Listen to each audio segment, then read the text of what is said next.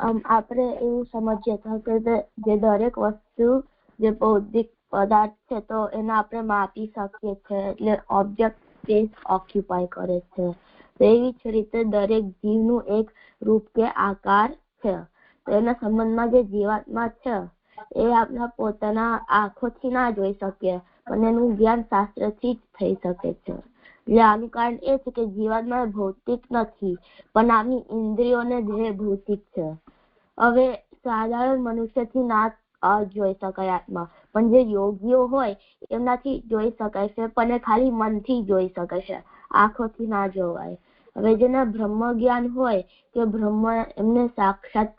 બ્રહ્મનો સાક્ષાત્કાર થયો હોય તો એમનાથી આત્માને પણ જોઈ શકે છે.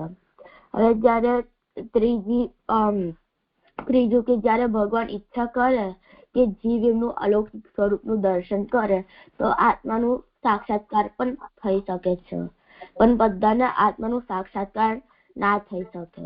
એટલે જેને આત્માનું જ્ઞાન પ્રાપ્ત કરવું છે તો એ અનુમાન છે, એટલે બુદ્ધિથી જ પ્રાપ્ત કરવું પડે. તો આપણે બે રીતથી કરી શકીએ છીએ. એટલે એક તો કે જડ વસ્તુ અને ચૈતન્ય વસ્તુની વચ્ચેનો જે ડિફરન્સ છે એનાથી અનુમાન કરી શકીએ છીએ કે જડ વસ્તુથી હાલચાલ કે સુખ દુઃખ નું અનુભવ થતું નથી જ્યારે જીવથી થાય છે, તો એનાથી આપણે અનુમાન કરી શકીએ છીએ. અને બીજું તો શાસ્ત્રમાં જે આત્માનું વર્ણન કર્યું હોય એનાથી આપણે આત્માનું જ્ઞાન પ્રાપ્ત કરી શકીએ છીએ. તો શાસ્ત્ર કહે છે કે આત્મા કે જીવાત્મા અનુસ્વરૂપ છે. હવે અને જે પરમાત્મા છે એ વ્યાપક છે, તો એ ડિફરન્સ છે. હવે જીવાત્મા બાય નેચર કોન્શિયસ છે, એટલે ચેતના કે ચૈતન્ય એનું ગુણધર્મ થયું. હવે આનું સ્વરૂપ આત્મા હોય તેનું ગુણધર્મ અનુરૂપ પણ હોય, પણ શરીર અનુરૂપ નથી. હવે પ્રશ્ન થાય કે આત્મા અનુસ્વરૂપ છે તો પણ કોઈ આપને અડકી જાય, કોઈ કશું થઈ જાય, કોઈ આપને અડી જાય તો આપને ફટાફટ ખબર પડી જાય છે. તો આવું કેમ થાય છે? પણ આત્મા તો કેટલું નાનું છે, તો કોઈ આપને થોડુંક અડી પણ જાય તો આપને કેવી રીતે ખબર પડી જાય? તો હવે આત્માનું અનુરૂપ છે, પણ એનું જે ગુણ જે છે તો એ શરીર આખામાં અનુભવાય છે. આપના આખા શરીરમાં ચૈતન્ય નું અનુભવ થાય છે. તો આના કારણે ઘણા બધા આત્માને અનુરૂપ નથી માનતા, પણ વ્યાપક માને છે. એટલે શરીરનું જેટલું આકાર છે એટલું આકાર આત્માનું છે. એટલે જૈન મત એવું માને છે કે શરીર પરિણામ આત્મા માને છે, એટલે શરીર જેવું છે એવું આત્મા પણ છે. એટલે હાથી જેવું હાથીનું આત્મા છે, કીડીની જેમ કીડીની આત્મા છે. એટલે બધાને એક આત્મા નહીં, પણ જુદી જુદી આત્મા. તો શંકરાચાર્યજી એવું કહે છે કે બહુ બધી આત્મા ના હોઈ શકે, એટલે એક જ આત્મા છે પણ એ વ્યાપક છે. પણ શ્રી મહાપ્રભુજી આ કહે છે કે આત્મા વ્યાપક પણ નથી અને ઘણી બધી પણ નથી, પણ જેમ ભગવાને આજ્ઞા કરી છે ગીતાજીમાં એવું આત્મા છે. એટલે આત્મા અંશરૂપ છે અને અસંખ્ય છે અને અનુ છે, એવું આત્મા છે. તો મને એવી સમજણ પડી છે.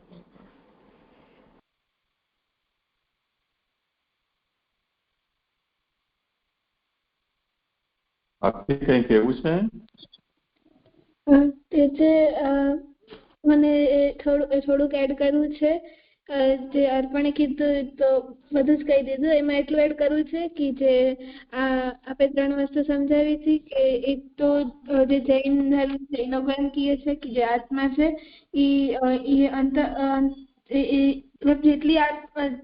જેટલું આત્માનો આકાર છે એટલું ચેતનાનો આકાર છે. તો અંતઃકરણના ભેદથી આપણે આત્માનો અનુભવ એટલે એવું જૈન ધર્મ વાળા કહીએ છે. પછી શંકરાચાર્યજી એમ કીધું કે અંતઃકરણના ભેદથી આપણે આત્માને અનુભવીએ છીએ અને તે વ્યાપક છે, એટલે આપણે આખા શરીરમાં જઈ શકે છે. અને જે જૈન ધર્મ વાળા કહે છે કે અલગ અનેક આત્મા છે, એટલે હરેક જગ્યાએ અલગ અલગ હોય છે. હવે મહાપ્રભુજી એમ સમજાવે છે કે ભગવાને એમ આજ્ઞા કરી હતી ગીતાજીમાં કે આત્મા છે તે અંશ છે, ભગવાનનો અંશ છે. અને વેદવ્યાસે પણ આ વાત બ્રહ્મસૂત્રમાં કહી હતી કે આ અંશ રૂપ છે, એટલે જ અસંખ્ય કહી છે. અને એના કારણે આત્મા ન તો એક છે ને ન તો આત્મા ન તો એક જ છે, ન તો આત્મા વ્યાપક છે. આત્મા અંશરૂપ છે કારણ કે તે અણુરૂપ છે, એટલે તે અસંખ્ય પણ છે. અને આપણે એમ પ્રશ્ન થાય કે અણુરૂપ છે આત્મા, તો આખા શરીરમાં કેવી રીતે તેને અનુભવ કરી શકીએ? તો મહાપ્રભુજી એમ સમજાવે છે કે આખા રૂમ કે ફૂલ અને એના ગંધથી, તો ફૂલ એક જ જગ્યા હોય તો એની સુગંધ બધી જગ્યાએ આવી જાય છે. એવી જ રીતે આત્મા જ્યાં છે ત્યાં જ ચૈતન્ય છે એનું. અને જેવી રીતે ફૂલ અને સુગંધ, ત્યાં એક ફૂલ હોય તો આખા રૂમમાં એની સુગંધ થઈ જાય, એવી રીતે જ્યાં એક આત્મા છે એના આખા શરીરમાં એનું ચૈતન્ય થઈ જાય છે. એવું સમજી હતી. હા,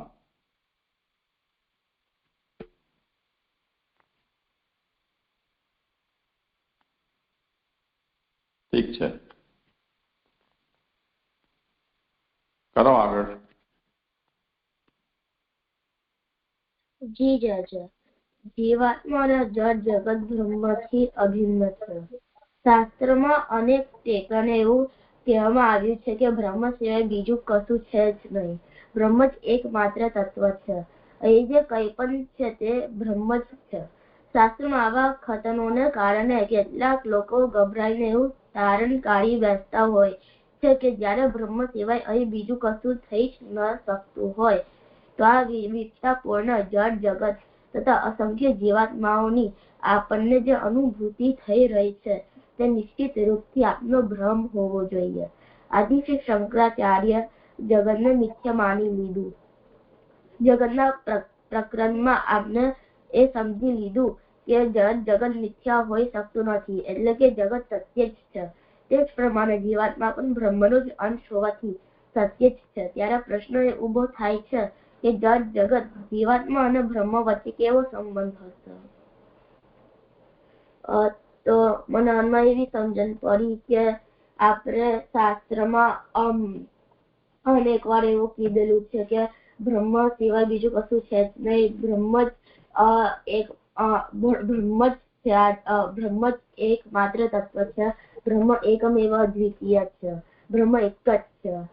તો પછી બધા લોકોને એવું થાય કે જો બ્રહ્મ સિવાય બીજું કોઈ ના હોય તો આ જગતમાં જે વિવિધતા જે દેખાય છે અને જે અસંખ્ય જીવાત્મા, જે ઘણા બધા જીવાત્માને દેખાય છે, જે આમને એનું ફિલિંગ આવે છે, તો એ આપનો ભ્રમ હોવો જોઈએ આપનો. તો એના લીધે શ્રી શંકરાચાર્યજી એવું કે આ જગત મિથ્યા છે. હવે પણ આપણે જોયું કે જગત મિથ્યા નથી હોઈ શકતું. જગત તો સત્ય જ છે, અને જગત સત્ય છે એટલે જીવાત્મા પણ સત્ય છે, કારણ કે બ્રહ્મનો અંશ છે. તો હવે અહીંયા પ્રશ્ન થાય છે કે જે આ જગત, જીવાત્મા અને બ્રહ્મ વચ્ચેનો શું સંબંધ છે? તો એવો અહીંયા પ્રશ્નો ઉભો થાય છે. એવી સમજણ પડી હતી. હા ભક્તિ, મને પણ એવું જ સમજાયું. ઠીક છે, કરો આગળ. જળ જગત અને જીવાત્મા એ એક જ તત્વે ધારણ કરેલા બે રૂપો છે. સચ્ચિદાનંદ બ્રહ્મ જ્યારે પોતાના ચિત્ત અને આનંદ ગુણધર્મોને તિરોહિત કરીને કેવળ સત ગુણધર્મના અનેક અંશોના રૂપમાં પ્રગટ કરે છે, ત્યારે બ્રહ્મના તે પ્રગટ સદંશોને જળ જગત કહેવામાં આવે છે. તે જ પ્રમાણે બ્રહ્મ જ્યારે પોતાના આનંદ ગુણધર્મને તિરોહિત કરીને સત ગુણધર્મને અગણિત અંશોમાં રૂપમાં પ્રગટ કરે છે, ત્યારે બ્રહ્મના તેવા ચિદંશોને જીવાત્મા કે ચૈતન્ય કહેવામાં આવે છે. આમ આપણે સ્પષ્ટ રૂપથી જોઈ શકીએ છીએ કે જેમ સોનામાંથી જો વીંટી, હાર, બંગડી, ઝાંઝર વગેરે અનેક આભૂષણો બનાવવામાં આવે તો વીંટી, હાર કે બંગડીનું તત્વ કાંઈ બદલાઈ જતું નથી.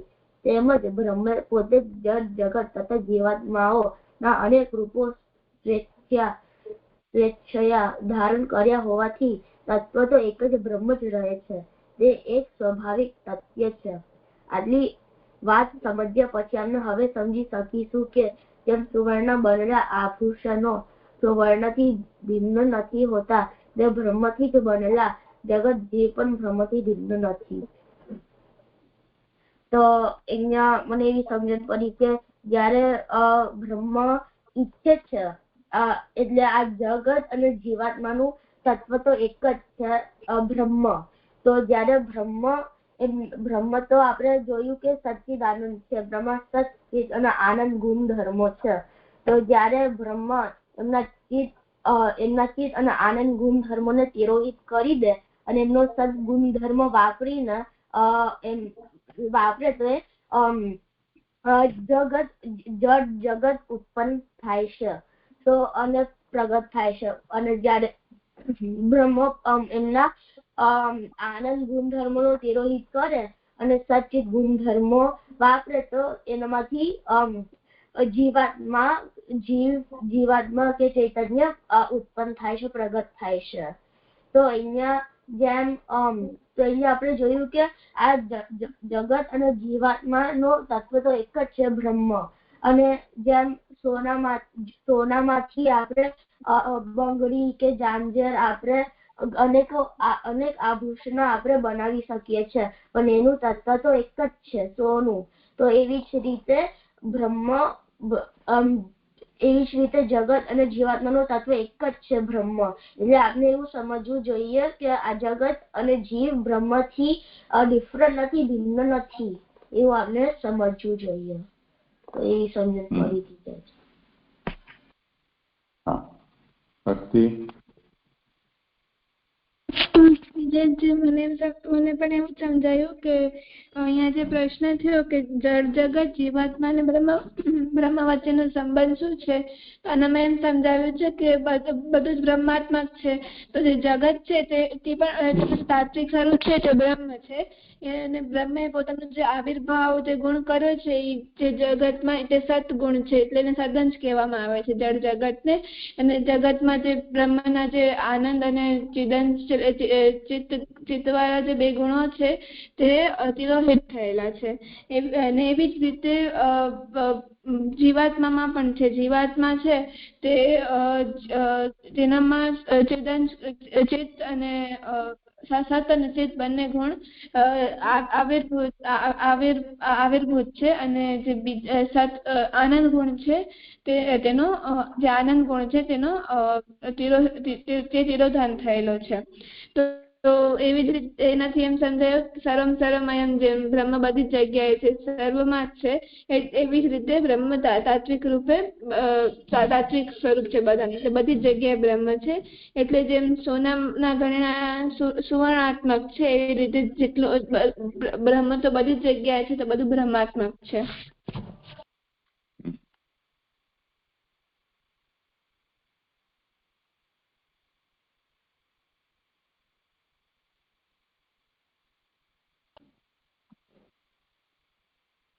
આમાં જે પહેલું પ્રકરણ આપણે જોયું ને, જીવાત્મા અને જળ જગત બ્રહ્મથી અભિન્ન છે.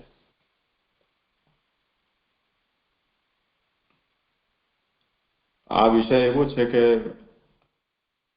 આપણે સાધારણ જે મનુષ્યો છીએ એમના મનમાં ન તો આ પ્રશ્ન ક્યારે ઉભો થાય છે અને ન આ પ્રશ્નના ઉત્તરમાં માયાવાદીઓ જેવી રીતે જગતને જીવને મિથ્યા કહે છે એવું મિથ્યા વિચારવા માટેનું આપણા અંદર સંભવ છે.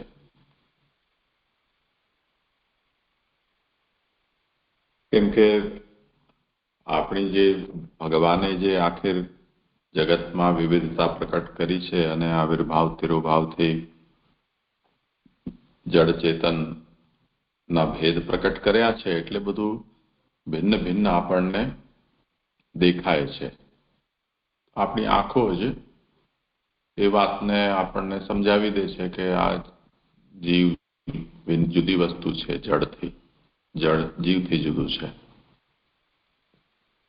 એટલે જળ અને જીવ બંને અભિન્ન હોઈ શકે, એટલે એક જ હોઈ શકે અથવા તો એકમાંથી પેદા થયેલા હોઈ શકે.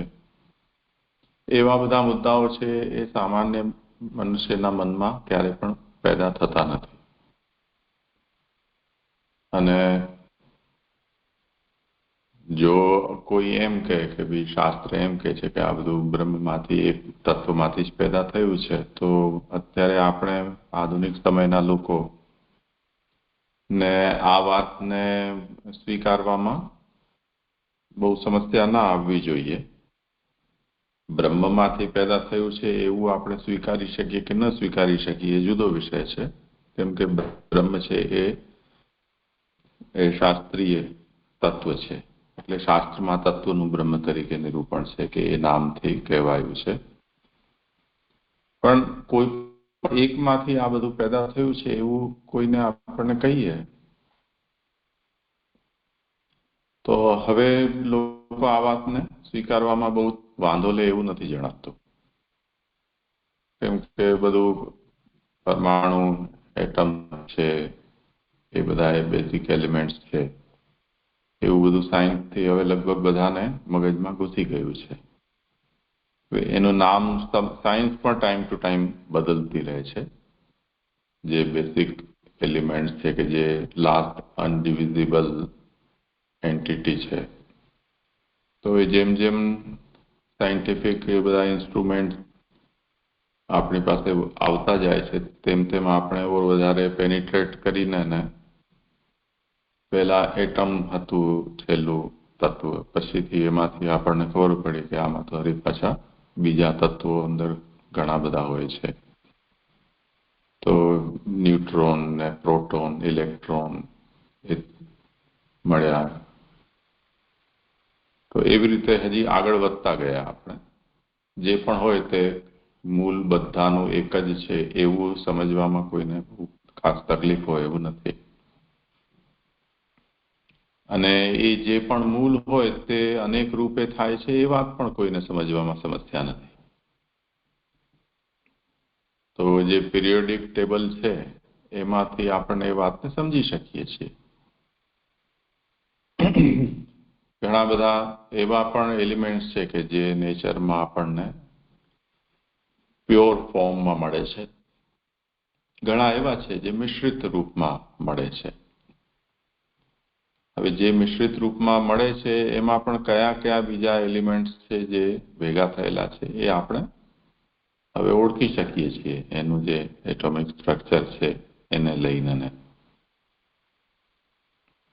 તો એક અનેક રૂપ થયું છે અને જેટલું પણ અનેક છે એ બધું તત્વતઃ એક છે.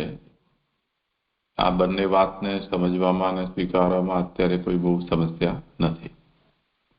શાસ્ત્રથી આ વાત કઈ રીતે સમજમાં આવી શકે અને કોને કેટલા અંશમાં માન્ય હોય એ જુદો વિષય છે. એટલે અહીંયા જે આ સમસ્યા ઊભી કરી છે કે શાસ્ત્ર એમ કહે છે કે બધું બ્રહ્મ જ છે અને આપણો અનુભવ એમ કહે છે કે આપણને તો બ્રહ્મ દેખાતું જ નથી, બ્રહ્મ સિવાય જ બધું દેખાય છે. તો જળ જીવ આ બધું તો બ્રહ્મ હોઈ ન શકે, કેમ કે શાસ્ત્રોમાં બ્રહ્મની પરિભાષા આપી છે એ આના ઉપર લાગુ થતી નથી. શાસ્ત્ર તો સચ્ચિદાનંદ કહે છે, આ તો સચ્ચિદાનંદ નથી. તો જે આપણને દેખાય છે એ બ્રહ્મ નથી તો શું છે? તો ભ્રાંતિ છે એમ કહી દો. શંકરાચાર્યજીએ એ એક છલાંગ લગાવી, જો બ્રહ્મ નહીં તો મિથ્યા. પણ આપણે આના પહેલાના પ્રકરણમાં આ વાત સમજ્યા કે જગત મિથ્યા ન હોઈ શકે, કેમ કે બ્રહ્મના સદંશનું પરિણામ જગત છે, ચેદંશ છે, એ જ અહીંયા જીવરૂપમાં છે. તો જો બ્રહ્મનામાંથી પેદા થયું છે એને જો તમે મિથ્યા કહેતા હો તો બ્રહ્મ પણ મિથ્યા સિદ્ધ થશે. તો હવે આ બંને બ્રહ્મના અંશ હોવાને કારણે અને પરિણામ હોવાને કારણે બ્રહ્માત્મક છે. તો બ્રહ્મે એ બે રૂપ ધારણ કરેલા છે ને એ ધારણ કરવાની જે પ્રક્રિયા છે એમાં સચ્ચિદાનંદમાંથી આનંદ અંશનો તિરોધાન થાય તો જીવ બને, આનંદ અને ચૈતન્ય બંનેનો તિરોધાન થઈ જાય તો જગત જળ બની જાય. આ એની પ્રક્રિયા છે. એનું ઉદાહરણ અહીંયા આપણને સોના અને એના આભૂષણોના એ આપણે સમજી શકીએ છીએ. એટલે આ જે જીવ અને જગત બનવું એ બ્રહ્મનું અવિકૃત પરિણામ છે. દહીં દૂધમાંથી બને, દહીં બની જાય એટલે એના ગુણધર્મો જે બદલી જાય, ફરી પાછું એ દૂધ ન બની શકે એવું અહીંયા વિકૃત પરિણામ નથી. તે કારણે ફરીથી જ્યારે બ્રહ્મ ઈચ્છા કરે કે હવે મને આ બધા પોતાના અનેક રૂપો છે એને તિરોહિત કરી લેવા છે તો એ તિરોહિત કરી લે. જેમ એક અભિનેતા છે એ ઘણા બધા પ્રકારના મેકઅપ કે ડાયલોગ ને અભિનયથી પોતે અનેક રૂપમાં અભિનય કરે, પછી એ ગ્રીન રૂમમાં જઈને ને એ બધું મેકઅપ ઉતારી દે, પાછો પોતે જેવો હતો તેવો થઈ જાય. એમ જે નામરૂપની વિવિધતા જળજીવના રૂપમાં ભગવાન પ્રકટ કરે છે એને ફરી પાછી સંકેલી લે તો પાછા જેવા હતા તેવા થઈ જાય. તો એનાથી એ સિદ્ધ થયું કે તત્વ એ બ્રહ્મ જ છે અને જગત અને જીવ એ બ્રહ્મે ધારણ કરેલા નામરૂપો છે, તેમ છતાં પણ તત્વતઃ બ્રહ્મથી જુદા નથી. અભિન્ન એટલે જુદા નથી, બ્રહ્મરૂપ જ છે. આ વાત